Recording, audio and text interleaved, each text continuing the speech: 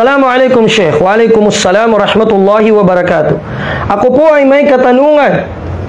Bid'a po ba ang 3 days, 40 days ng mga tabligh? Dahil sinasabi sa akin, pahingi daw ng dalil na ito ay bid'a. At sinabi po sa akin na ito lang daw ay tartibo, arrangement lang daw. Ano po ba talaga ang katotohanan dito?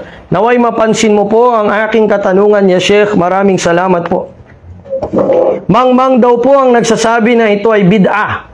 At baka hindi daw niya alam ang ibig sabihin ng tunay na kahulugan ng bid'a. Yun po ang pagkakasabi. Type, sabihin mo sa nagsabi na yun, siya ang mangmang. Straight mo sa kanya, sabi ni Ustad Kadiraw, siya ang mangmang. Siya ang mangmang. Bakit? Sa pagsasabi niya na ito, na mangmang ang nagsasabi na ito ay bid'a, para niyang sinabihan na mangmang si Sheikh Al-Albani. Para niyang sinabihan na mangmang si Sheikh Abdulaziz bin Baz. Para niyang sinabihan na ang mangmang ay si Sheikh Uthaymin. Ang mangmang si Sheikh Muhammad Aman Al-Jami, si Sheikh Rabi bin Hadi Al-Madkhali, si Sheikh Mashhur Ali Salman, si Sheikh Ali Hasan Al-Halabi rahimahullah, at ang iba pang mga masyayikh ng Salafiyah, si Sheikh Raslan, si Sheikh Muhammad Farkus, at iba pang mga ulama ng Ahlus Sunnah wal Jamaah. Ibig sabihin, lahat sila mangmang. Si Sheikh Salih Al-Fawzan, na mayroong kitab na Al-Qawlul Baligh ala Jama'ati Tabligh. Al-Qawlul Baligh ala Jama'ati Tabligh. Napaka-tapang ng ibarat ng mga sinabi doon ni Sheikh Salih Al-Fawzan tungkol sa jama'a na ito, sa grupo na ito, na nagmula o tinasis na isang sufi, kuburi, na ang pangalan ay si Muhammad Ilyas Al-Kandalahwi. Sufi, kuburi, Diobandi.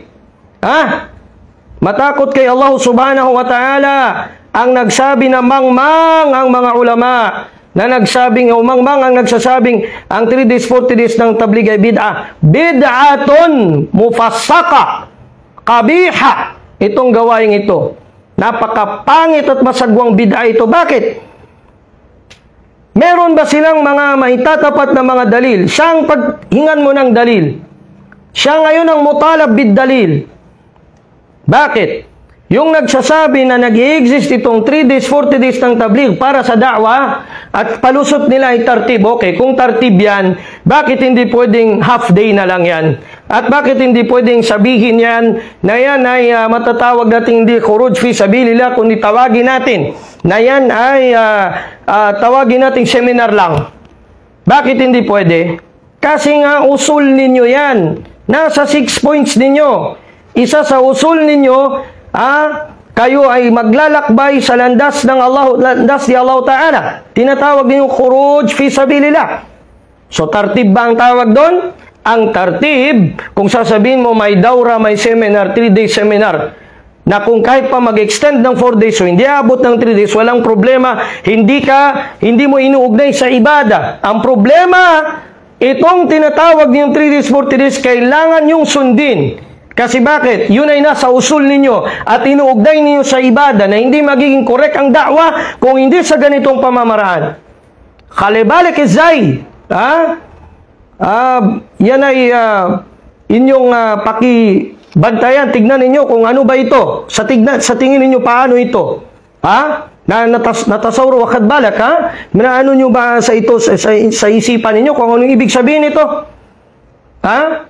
Bakit? Kasi pag sinabi nating da'wa, ibadang da'wa. Sah wala la? Idan ad-da'wa tawqifiyya. Al-ibadatu tawqifiyya. Tawqifiyya pag ibada na sinasabi. I-pattern natin dapat sa pagda'wa ng Rasulullah sallallahu alaihi wa sallam. Hindi sa kahit kanino mang tao dyan. Hindi ang galing sa India, sumulpot sa Pakistan, sumulpot sa Indonesia, kahit pa Arabo, sumulpot bigla sa Riyadh. La.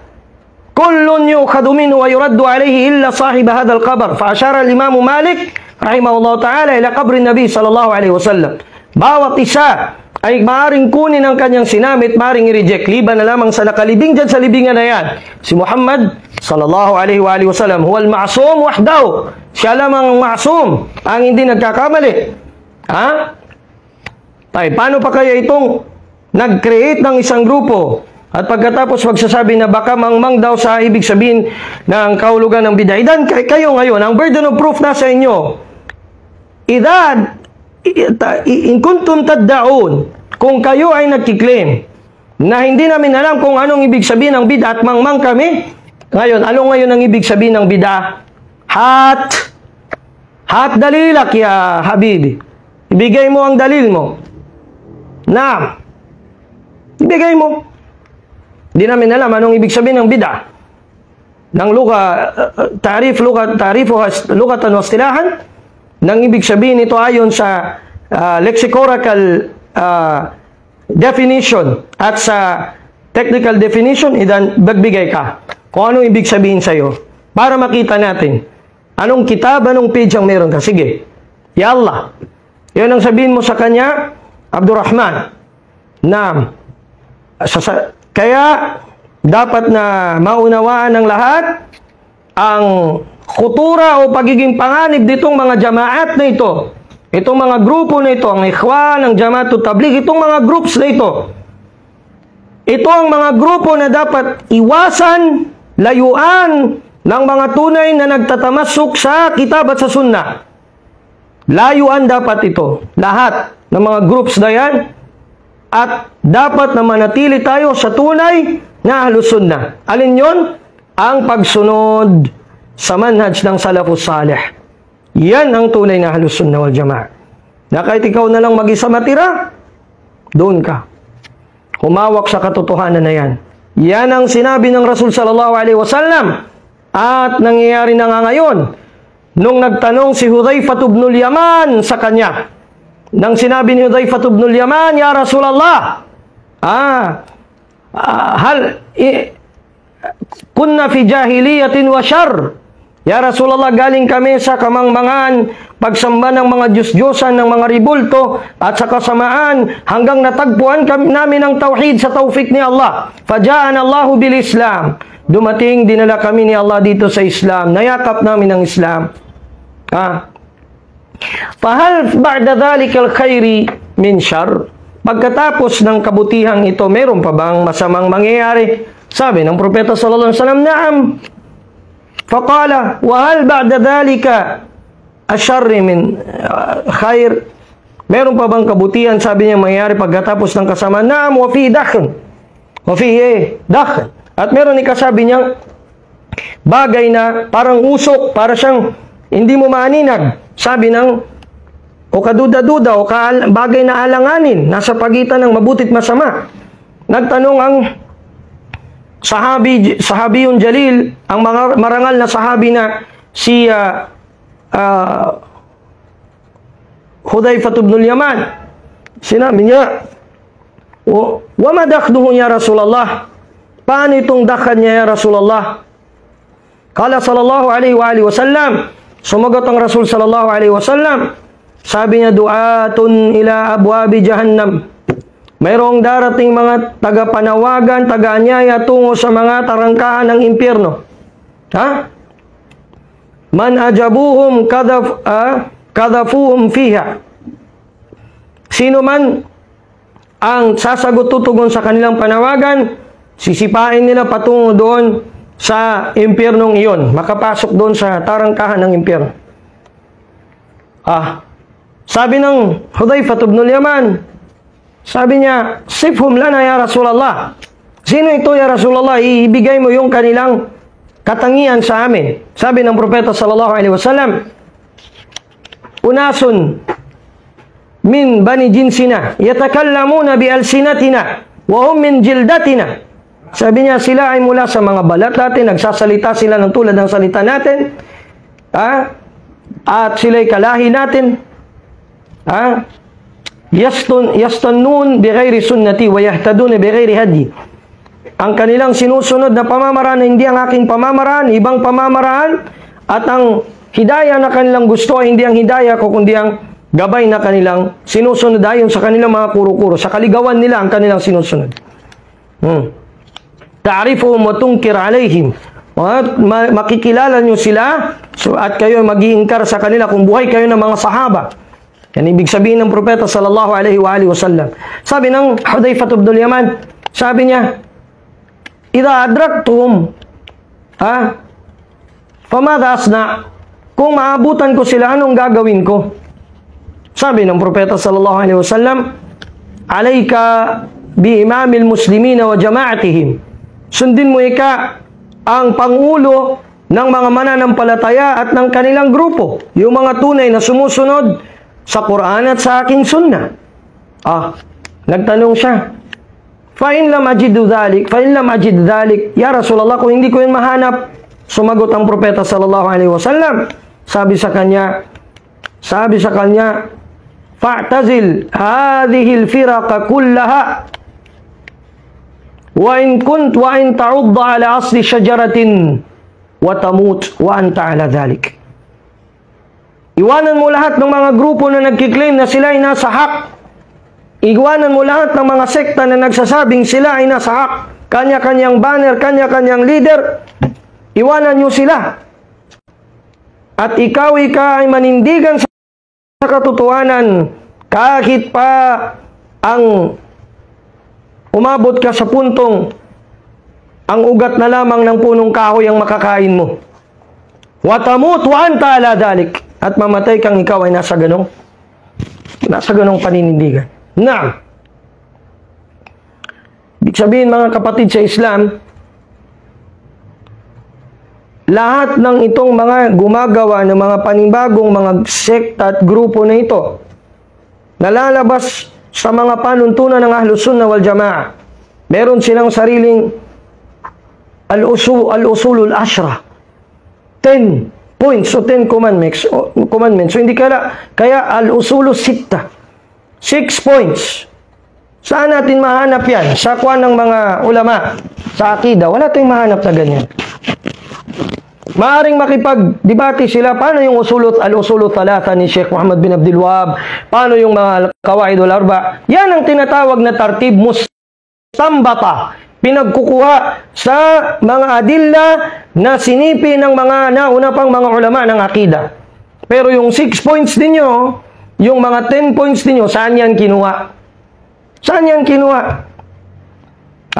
Hindi ba yan ay panlinlang para makalimutan ng tao ang arkanul iman at ang arkanul Islam? At yung mga basic na dapat matutunan sa akida na hanggang sa maging matibay ang kanyang paghawak dito? Ganyan yan. At alam natin na itong mga jamaat na ito, ang Ikhwan man o ang Tabligh, mga jamaat Sufiyah. Ito ay mga jamaah ng Sufi. Ang founder ng Ikhwan si Hasanul Banna, siya ay Sufi. Ito rin si Muhammad Zakir Kandalawi, Sufi. Kuburi. Nagdadasal sa kubur, sa mga patay. Andyan yan, sa kanila mismo mga libro, sa mga biography nila. Bakit kayo doon magtitiwala? Bakit kayo doon magtitingin? Anong na-revive nila?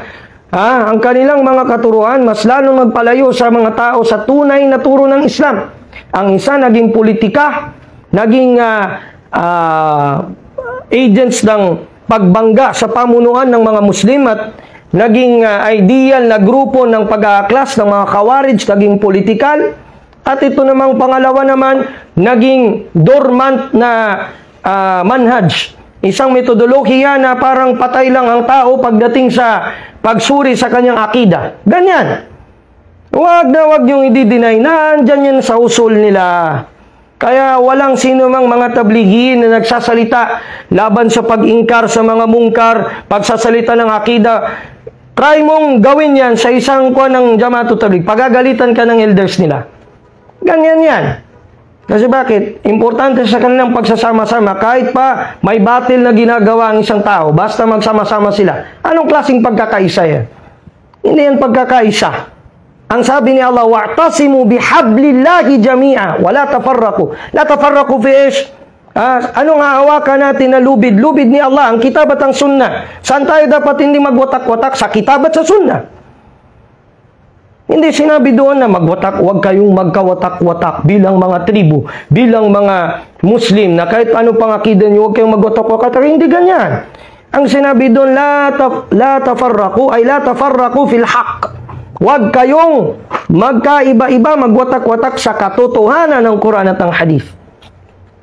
Alaman na din sahih, Alaman haji salafin as-salih ridwanullahi alaihim ajma'in. Kaya masasabi natin, mapa-Pilipinas man yan, mapa-Pakistan man yan, mapa-Bangladesh man yan, mapa-Saudi man yan, basta't nasa Jamaah na yan, iisang panuntunan na kanilang sinusunod, iisang libro ang kanilang sinusunod, at ang sinusunod nila na mga elders nila. Nagkabahagi, nagkawatak lang sila sa dalawa ngayon, Alami at Saadi. Naging ganun sila ngayon. Bida na nga, binida pa. Bida na ganini, samot pag kabida. Masakit man ito, mga kapatid. Pero amana ito na dapat naming sabihin sa inyo. Dahil kung hindi tayo mag-warning tungkol dito, sino pa ang magbibigay babala? Pahasa nating sinasabi yan. Kung totoo, kung tunay itong kanilang claim, na hindi naman sila ganun, hindi ko dapat na ilabas nila ang sarili nila mula dyan sa Jamaah na yan. Ilabas nila mula sa usul-usul nila na yan, ng mga 6 points o mga ikramul muslimin at ano-ano pa yan. At yung kanilang pag-promote sa Fadailul A'mal na sinipin Muhammad Zakaria Kandalawi na punong-puno ng mga hadith mawdu'a pinaghalo sa mga sahih.